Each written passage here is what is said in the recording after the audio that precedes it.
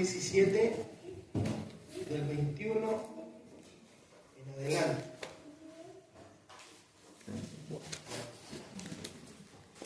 Esta es una de las maneras de ganarse el mundo para Cristo y que salga aquí en esta palabra. Amén.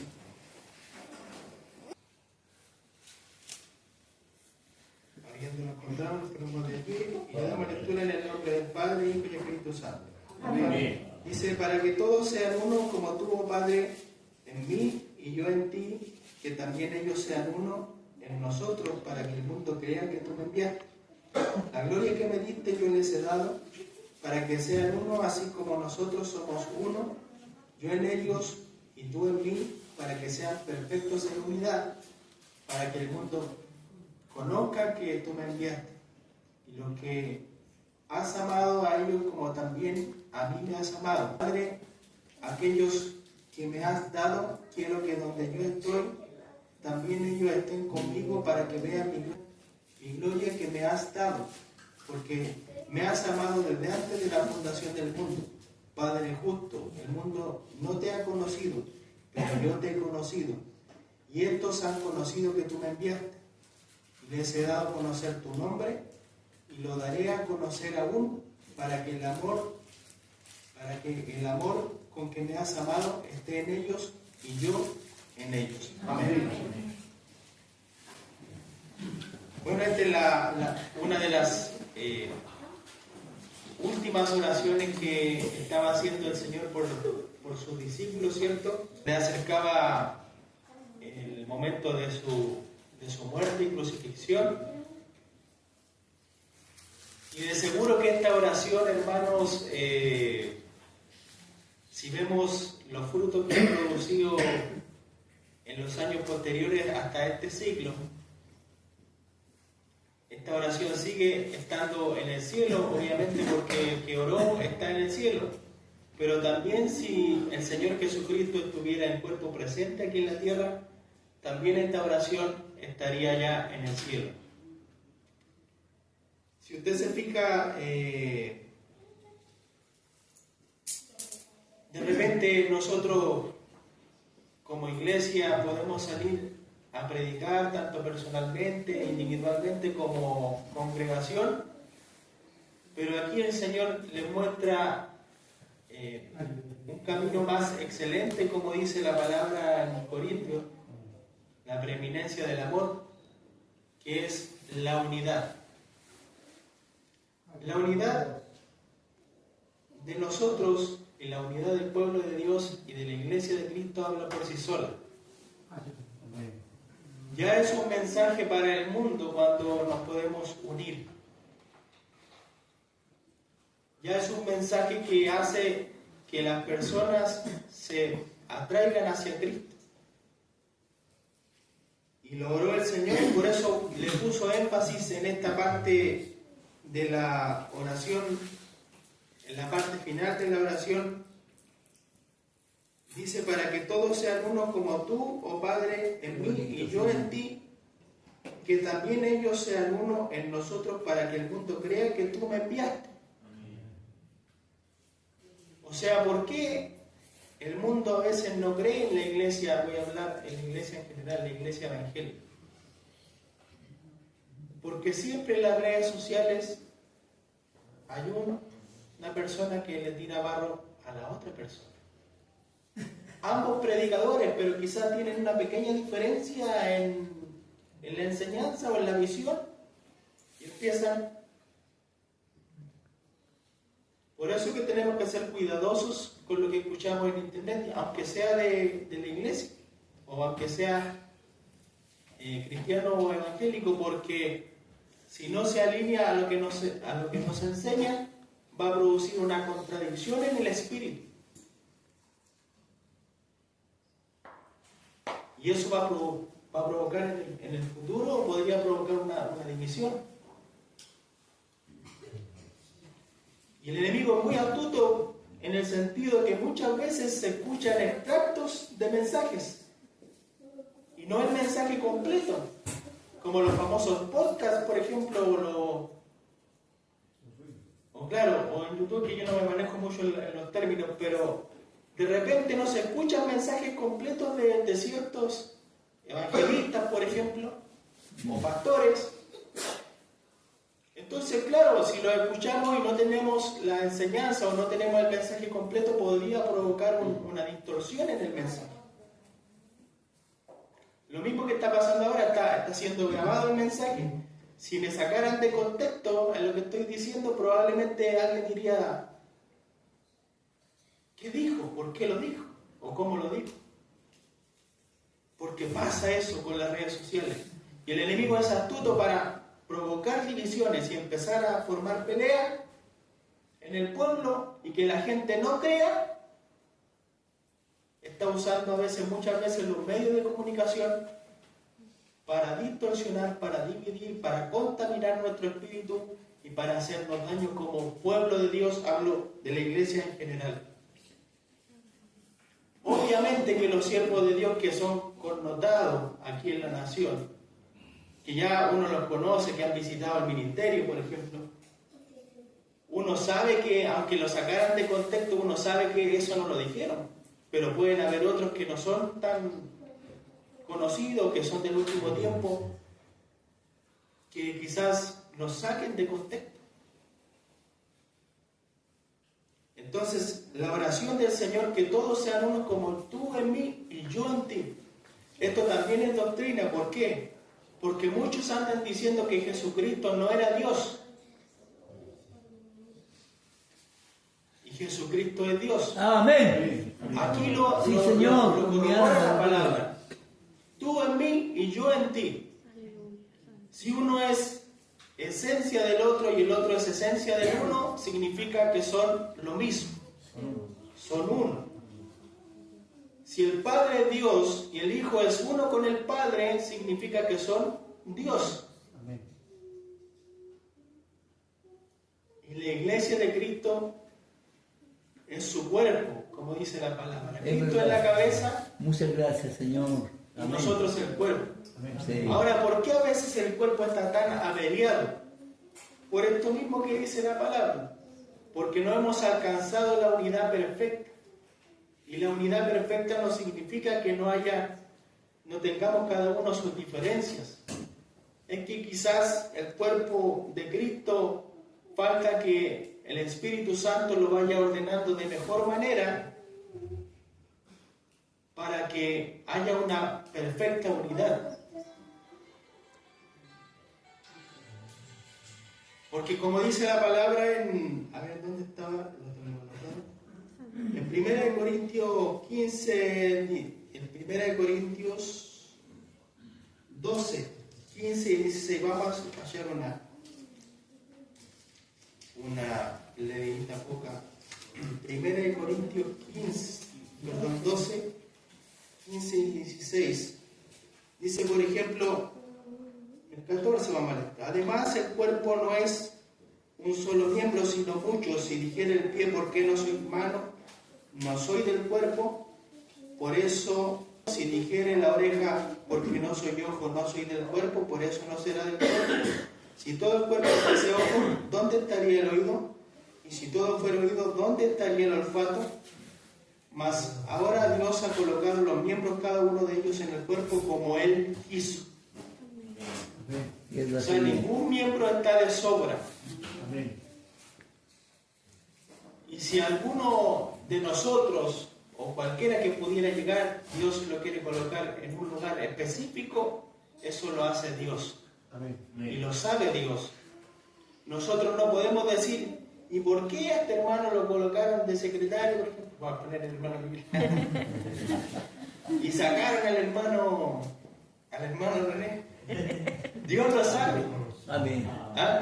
Es verdad. Dios lo sabe. Y Dios hace las cosas como Él quiso, dice la palabra. Nosotros no nos tenemos que meter en esos negocios que le corresponden al que es cabeza de la congregación en este caso. Y la cabeza de la iglesia obviamente es Cristo, pero la cabeza de la congregación es el pastor. Gloria a Dios.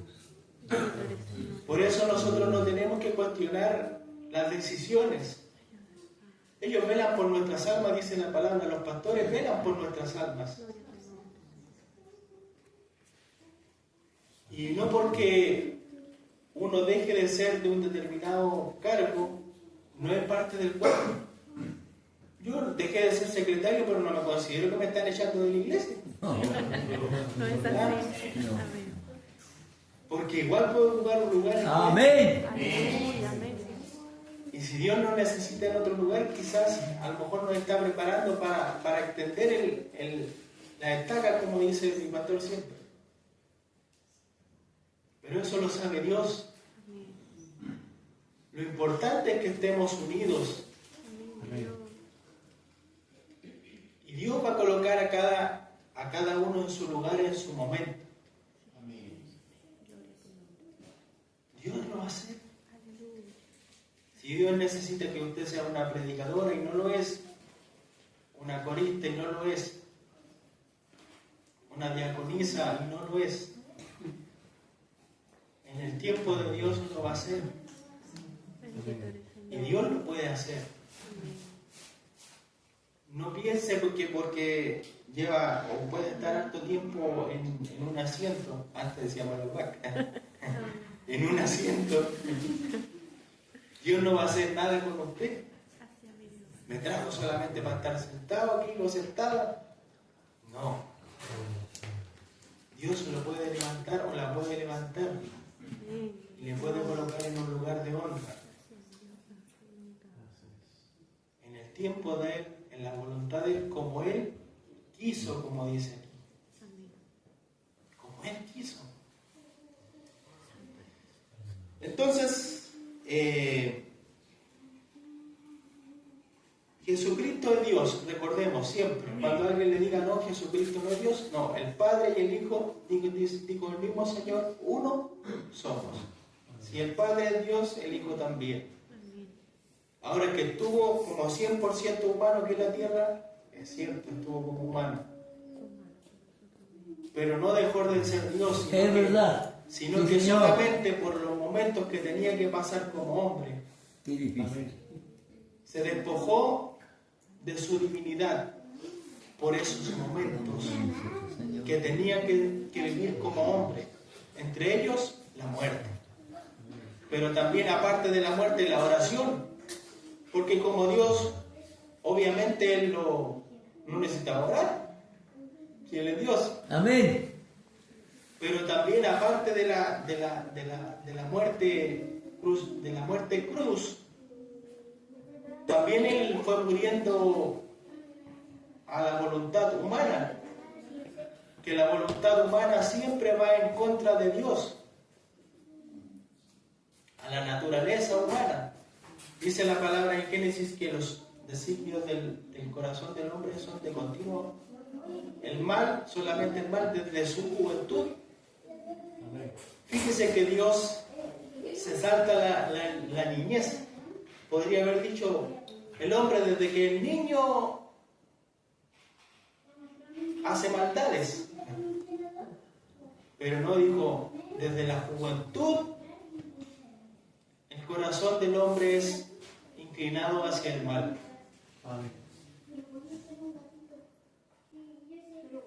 Porque de alguna manera Adán y Eva, bueno, no dice la edad que tenían, pero se asimila que ellos fueron creados como adultos y no como niños. No hay una infancia que muestre la Biblia de ellos, por ejemplo. Buen detalle. Entonces, que ellos también sean uno de nosotros para que el mundo crea que tú me enviaste. ¿Se da cuenta? ¿Por qué este mundo, el Señor lo dijo a través de una pregunta? Cuando venga el Hijo del Hombre, dijo, ¿hallará fe en la tierra? ¿Por qué este mundo ha perdido la fe? Y hablo de la fe en general. La gente ahora ya, ¿por qué está tan rebelde? ¿Porque no cree en nada?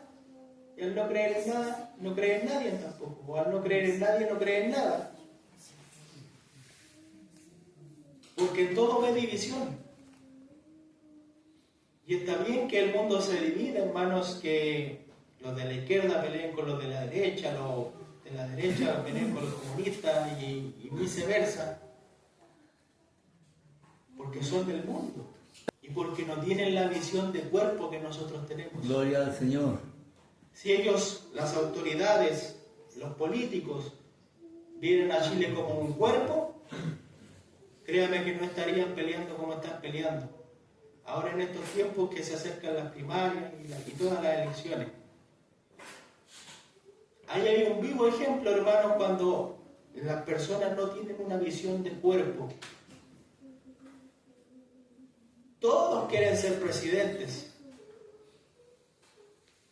Y los simpatizantes apoyan a uno por sobre los otros según los ofrecimientos de cada uno. Nosotros no buscamos esas cosas. Nosotros tenemos siempre la misma cabeza, que es Cristo. Amén. Sí. Aquí en San Javier hay un solo pastor, no tenemos por dónde perdernos. ¿Cuántos no quisiéramos, los que amamos a nuestro país, ver a este país unido y no peleando así como pelean? Es verdad. Que se llegan a sacar los ojos.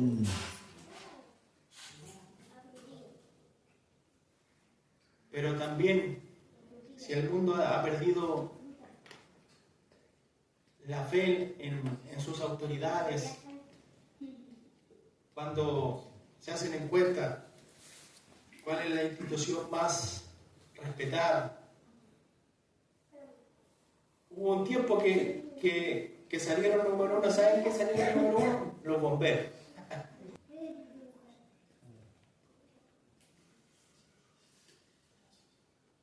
A ese punto, hermano. A la masa y a la masa hoy. Aleluya. ¿Cuánto Dios quisiera, hermano, que la iglesia estuviera como número uno, como lugar más confiable? Gloria a Dios. Amén. Como la institución Ayuda. humana. Aunque no somos una institución, pero estamos institucionalizados porque tenemos que estarlo aquí en la tierra legalmente. Somos un cuerpo. ¿Cuánto no quisiera Dios, hermanos, que realmente pudiéramos estar arriba y no abajo, ser cabeza y no cola? Lo dice la palabra. Pero la luz no se esconde. Si usted se fija, ¿dónde están las lámparas? ¿Están aquí abajo, aquí en el suelo? Y nos alumbran bien. Entonces Dios nos quiere unidos para que el mundo crea en alguien, que es Dios. En algo, para ellos la iglesia es algo, no es alguien. Pero tenemos que pasar a ser de ser algo, a ser alguien. El cuerpo de Cristo. La iglesia, el mundo la ve como una institución más. Y la ve muchas veces corrompida como una institución más. Porque quizás nos estamos moviendo en la carne y no en el espíritu. En la carne hay corrupción. En la carne es la que está corrompida. Pero el espíritu, hermanos, debe vencer la carne, como dice la palabra. ¿Por qué Corintios fue reprendida cuando dice, ustedes dicen unos que son de Pablo, otros que son de Apolo, otros que son de Cefas? ¿Y cuántos dicen que son de Cristo? ¿Por qué se abanderan por uno o por otro? Aleluya. Cristo no le gustan las divisiones. Es verdad. Sí, Señor. A propósito del tema que está en boga, si usted se fija,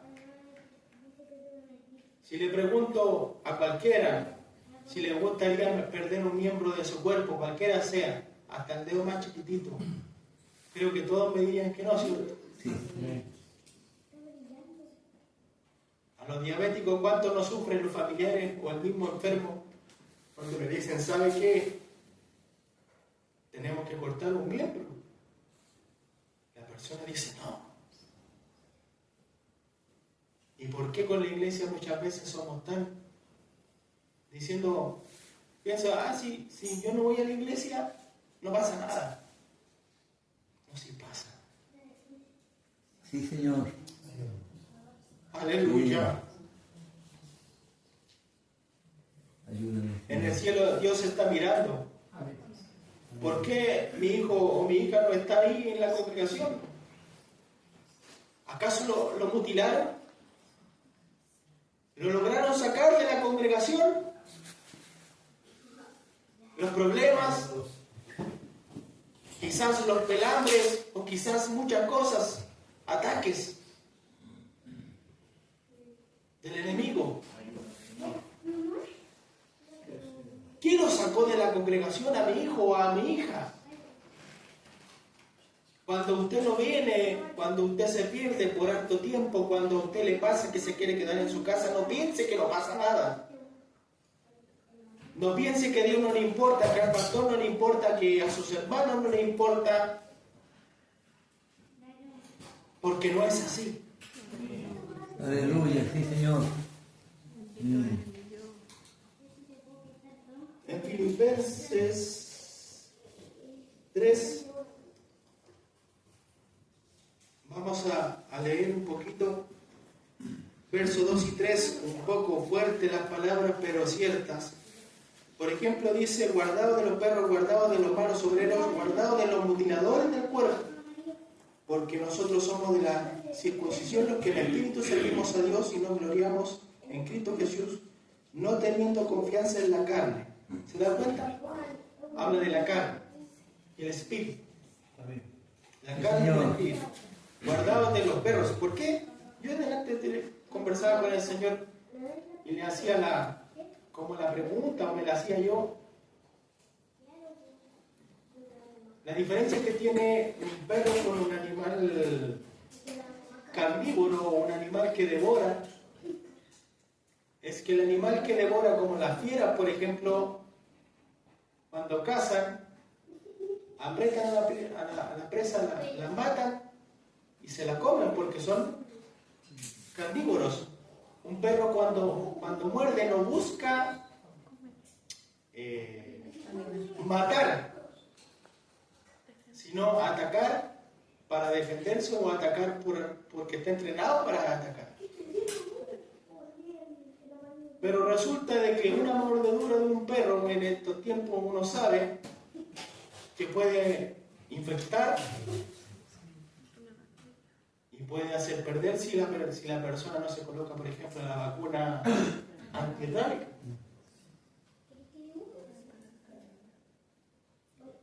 Y lo pone de ejemplo, bueno, esta carta la escribió Pablo, pero lo pone de ejemplo que mutilan el cuerpo. Y tenemos que cuidarnos de hacernos daño entre nosotros. No voy a decir mordernos porque no considero a nadie aquí que sea o actúe como perro. Pero tenemos que guardarnos de herirnos entre nosotros. De herirnos y servir en espíritu a Dios, como dice la palabra, desde lo más profundo de nuestro corazón. Ahí donde se aloja el espíritu. Cuando Dios sopló aliento de vida en la nariz del hombre, el espíritu entró hacia el interior, hacia el corazón, que es lo primero que comienza a latir cuando se produce la concepción. Empieza a haber un latido cuando se produce la concepción, en el gameto. Un latido, espíritu. Por eso no estamos a favor del aborto, porque el aborto es simbólicamente, aparte de las palabras que dicen que Dios aborrece las manos derramadoras de sangre inocente, o por ejemplo el Salmo que dice que el embrión, nuestro embrión vieron los ojos de Dios. Aleluya. También esta palabra es ad hoc, porque un aborto es una mutilación del cuerpo. ¿Cuál es la defensa que hacen principalmente algunas mujeres? Es que el cuerpo es de ella. Y si usted le pregunta a ellas, las que defienden el aborto, si a ellas les gustaría perder un miembro de su cuerpo, estoy seguro que dirían no. Si alguien le agarrara un hacha y les dijera, le corto la mano, dirían no, no la corte. Pero algo que es de su cuerpo, que es el vientre, y que está un niño o niña adentro, por perder la razón, dicen mátenlo. Aleluya. Es una mutilación del cuerpo, porque en el momento que ese niño tiene la capacidad de salir de ese cuerpo y es cortado el cordón umbilical, también es otra vida, que es parte de su vida. Creen que terminando con esa parte de su vida se acaba su problema para ellas. Y solamente le agrega un problema más. Sí. Hay muchos testimonios de mujeres que abortaron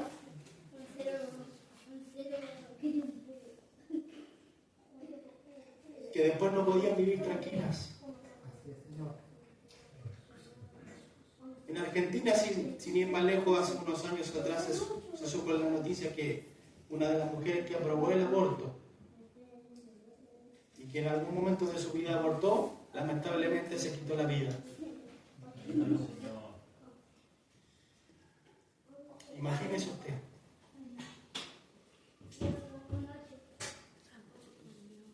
Cuando el niño está en el vientre es una mutilación del cuerpo. Y si sale del vientre, tiene la capacidad de salir del vientre y separarse de su madre, es otra vida. Por lo tanto, de ninguna de las dos maneras podrían decidir lo correcto al aprobar el aborto. Porque están mutilando su cuerpo cuando está ahí y están matando otra vida cuando sale de ahí. Se están transformando en asesinas o asesinos los que aprueben eso.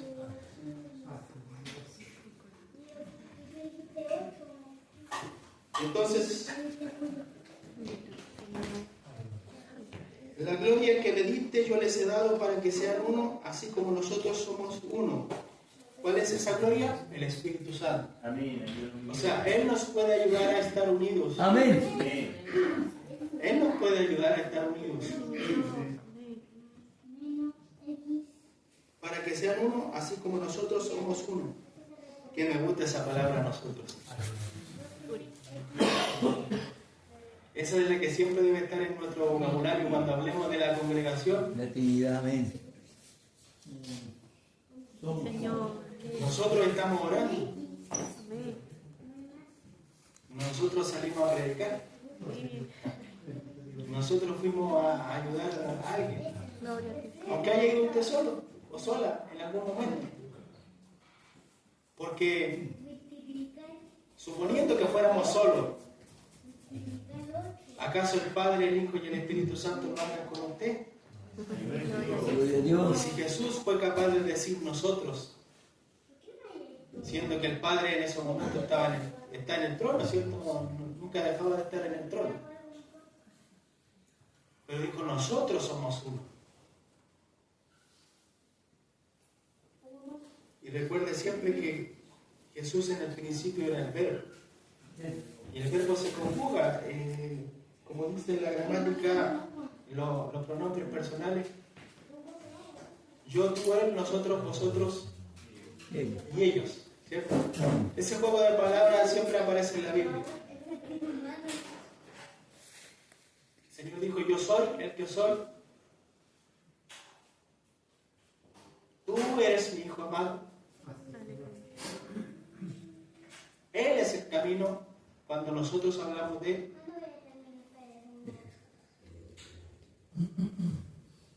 Aquí sale la palabra nosotros. También por ahí sale la palabra de ellos, si mal no recuerdo. Ustedes son mis hijos. Todo el verbo conjugado, todos los pronombres conjugados.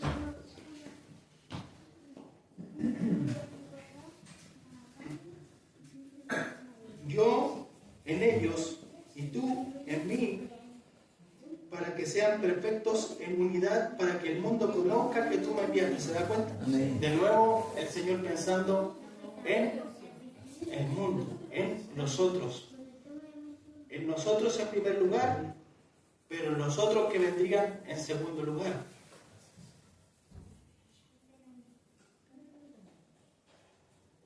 Y que has amado a ellos como también a mí me has amado.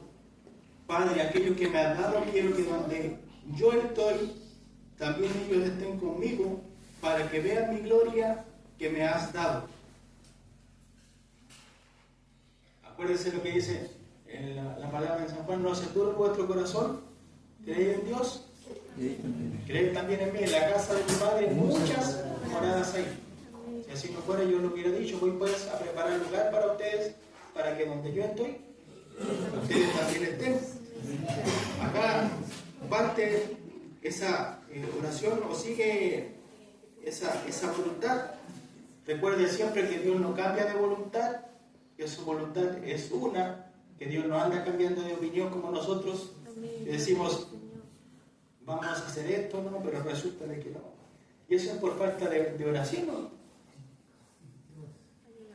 Cuando oramos y buscamos la voluntad de Dios, Dios nos va a guiar siempre.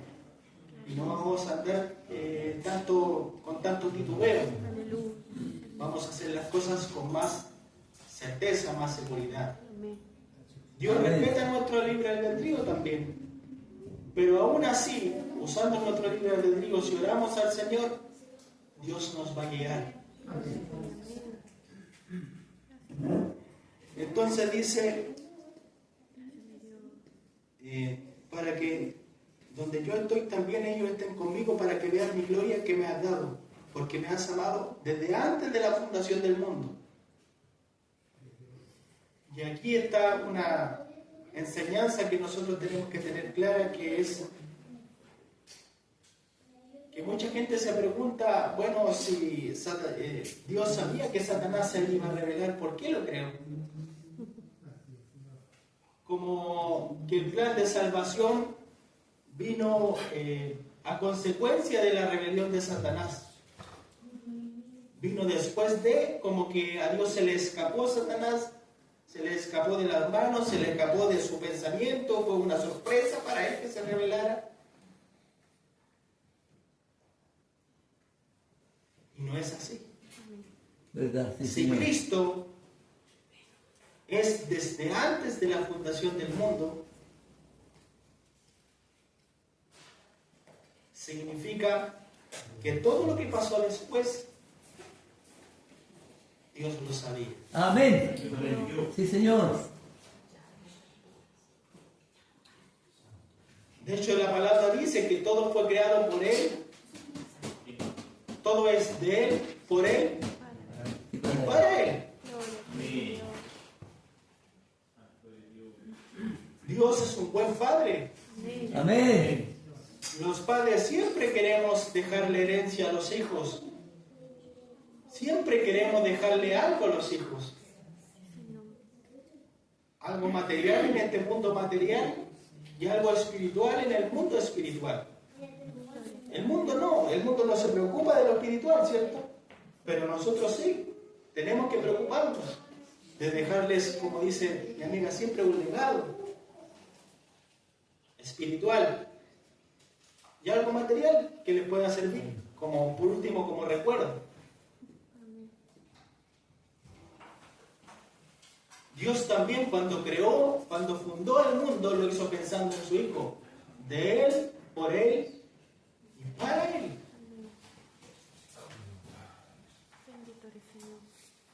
Si Satanás fue creado y quiso tener un trono paralelo al de Dios, como igualarse, fue porque como ángel conoció a Cristo y quiso ser semejante a Él. Sí. Y dijo el Padre tiene un hijo. Me da la impresión de que quiere dejarle un trono a Él.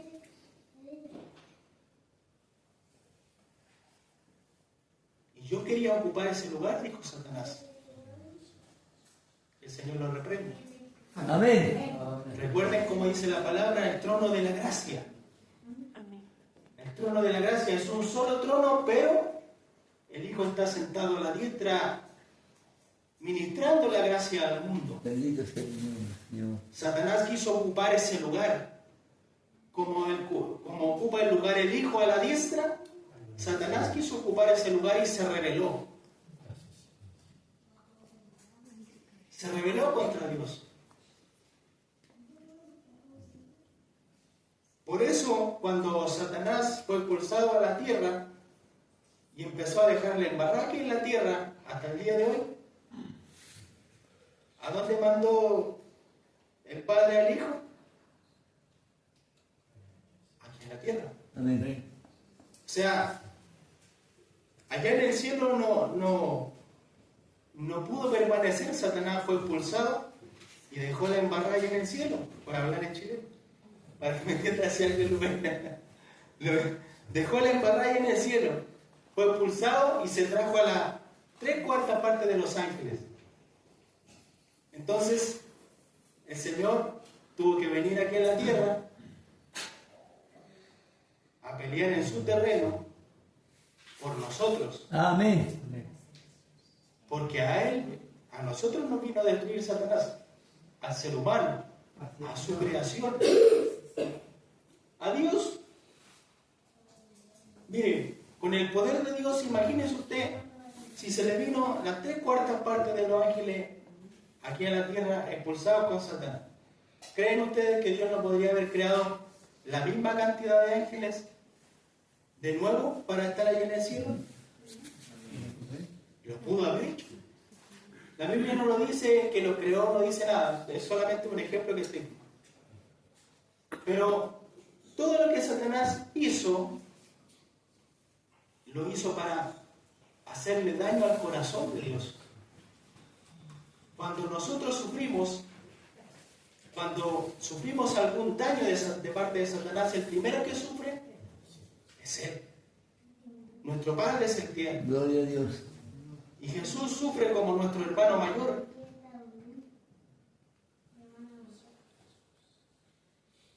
Sufre el Señor.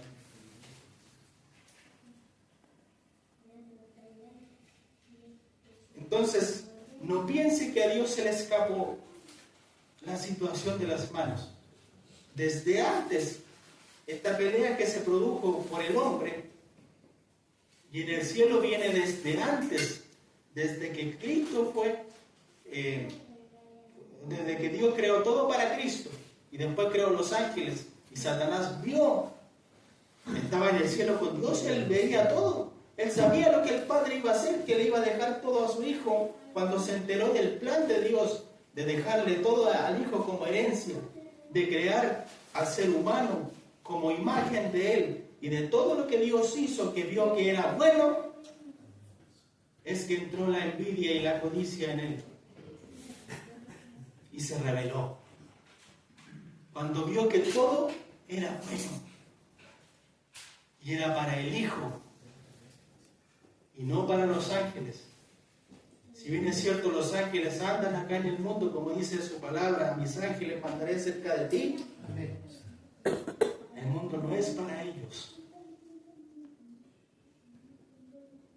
No es para ellos, es para Cristo.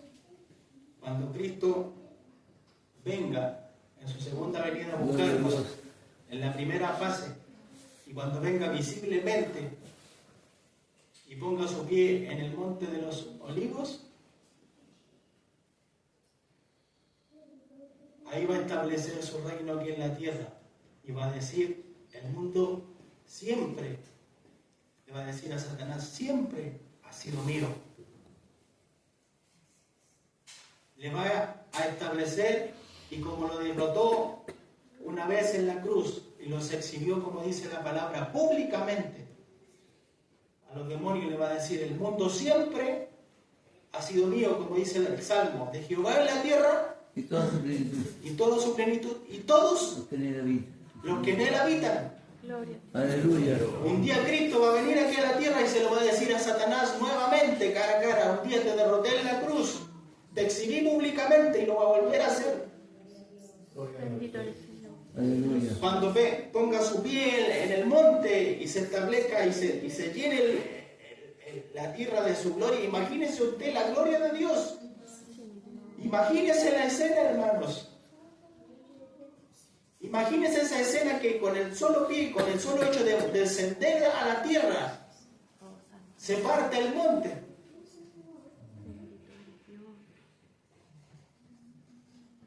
Así de poderoso, así la gloria de Dios se va a expandir. Como dice la palabra, nadie le dirá a su hermano, conoce al Señor, porque todos me conocerán. Cuando venga Cristo con la iglesia, si estamos ahí arriba con nosotros. Aleluya. Imagínese usted, qué poderoso. La gloria que tú me diste, yo les he dado, dijo el Señor. Ese poder está en nosotros. Amén. Pero con la oración, ese poder tiene que absorber nuestra carnalidad. ¿En qué consiste el rapto? En la absorción de la carne. La carne desaparece totalmente cuando ocurre el rapto. Amén. Si estamos vivos, nuestro cuerpo desaparece, es absorbido por como dice la palabra, por la inmortalidad. Somos completamente absorbidos y nosotros a través de la oración hace que disminuya la carne y aumente el espíritu para que seamos dignos, como dice la palabra, de escapar. Ninguno es digno por sí mismo, solamente la justicia de Cristo y la sangre de Cristo y el Espíritu de Cristo nos puede encontrar dignos. Pero ¿cómo alcanzamos esa fe de que podemos ser hallados dignos de escapar? Es orando.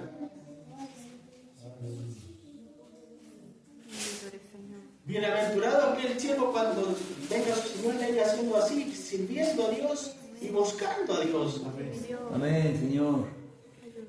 Ayuda. Y podemos orar en todo momento. Si tenemos el espíritu de oración, podemos orar caminando en la calle, podemos orar de rodillas en la casa, podemos orar mientras estamos haciendo en cualquier situación o circunstancia, podemos orar. Amén. Sabemos que, de no ser que alguien tenga el llamado de evangelista y que tenga el llamado para, digamos, no dedicarse a trabajar o a hacer una labor aquí en la tierra, que podría orar 6 o 7 horas al día.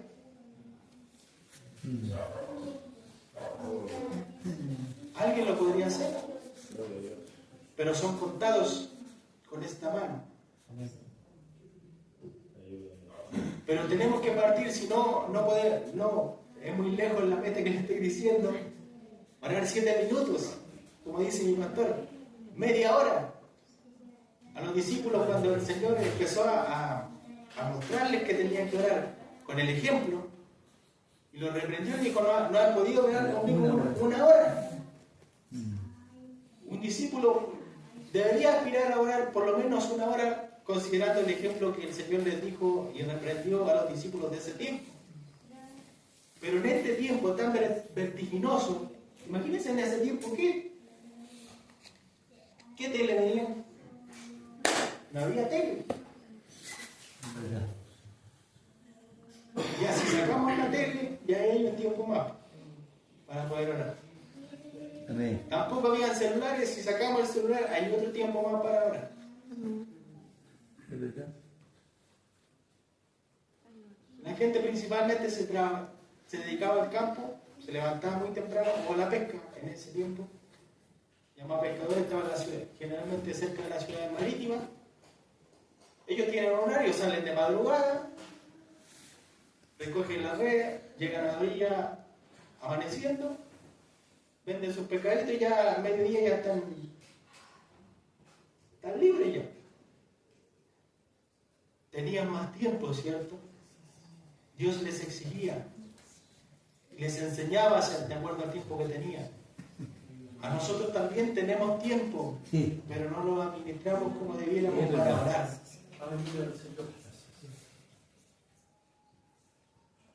Amén. Parta por los 7 minutos, los 5 minutos. Como le digo yo a mis niños en las últimas clases que le hice a los más grandes sobre todo. tenga como disciplina, si puede orar 1 minuto, ore 1 minuto, 1 minuto una semana, 2 minutos la segunda semana, 3 minutos la tercera semana. Y así vamos subiendo.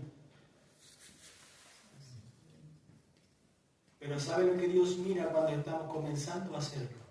En nuestra actitud, nuestra disposición.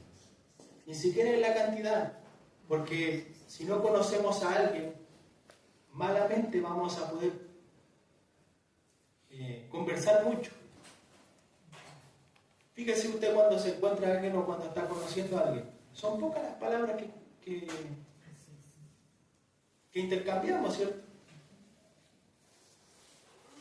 ¿Cómo te llamas? ¿A qué te dedicas? No sé. ¿Qué preguntas uno podría hacer? Cada uno le daríamos a lo mejor preguntas diferentes porque somos diferentes cada uno. Pero eso es lo primero. Las primeras palabras, las primeras preguntas. La oración es lo mismo con Dios. Cuando llegamos a la iglesia conocemos su nombre, como dice acá. Fíjense, quiero que donde yo estoy también ellos estén conmigo para que vean mi gloria que me has dado, porque me has amado desde antes de la fundación del mundo. Porque, Padre, justo el mundo no te ha conocido, pero ellos te han conocido y han conocido que tú me enviaste y les he dado a conocer tu nombre. ¿Qué es lo primero que uno pregunta cuando va a iniciar una relación? Sea de amigos, conocidos, o no piense sobre el amoroso. Que uno dice una relación, al tiro hacen amoroso, ¿no? Bueno, en este caso nuestra relación con Dios es una relación de amor. Amén. Un amor que se pasa por todos los estados. Padre, hijo, hermanos, amigos, novios, esposos. Aleluya. Nadie puede cumplir esa función a la manera perfecta, solamente Dios. Amén. Sí.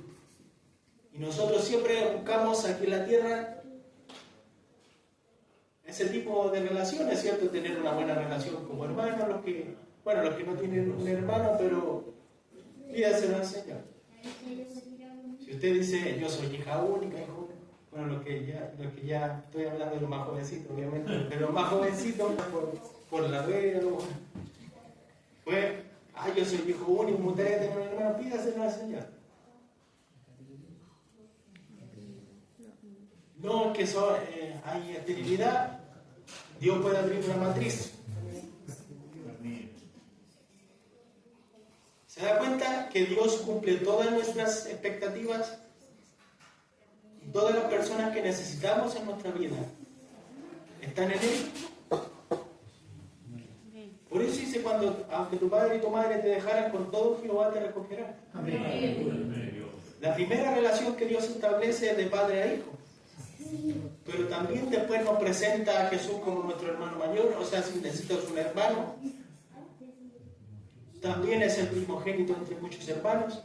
También Jesús dijo, ustedes son mis amigos y hacen lo que yo mando. Ya no son mis esclavos, son mis amigos, porque les he dado a conocer las cosas que un amigo le habla a un amigo. También somos la novia, hablando de como cuerpo de Cristo, y somos la esposa, porque en Apocalipsis dice que el espíritu y la esposa, o sea, ya estamos casados con Cristo.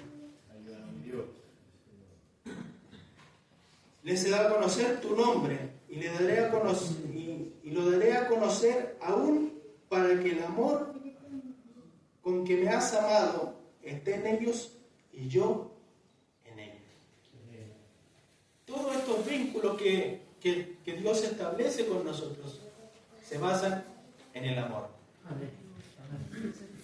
Y esa debe ser nuestra motivación, el amor.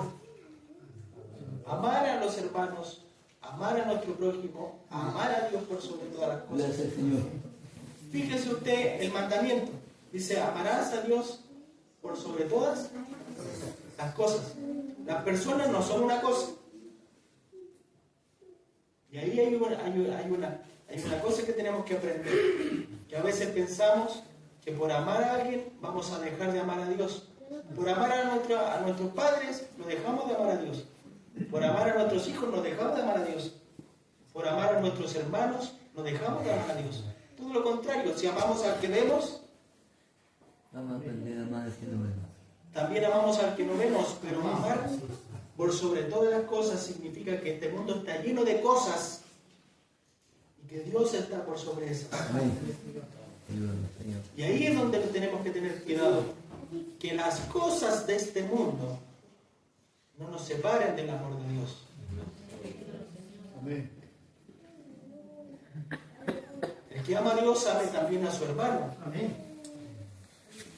Padres, amad a vuestros hijos.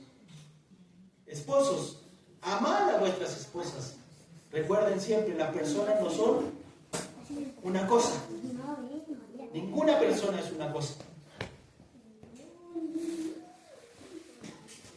Que Dios nos ayude. Amén. Voy a pedir a nuestro pastor.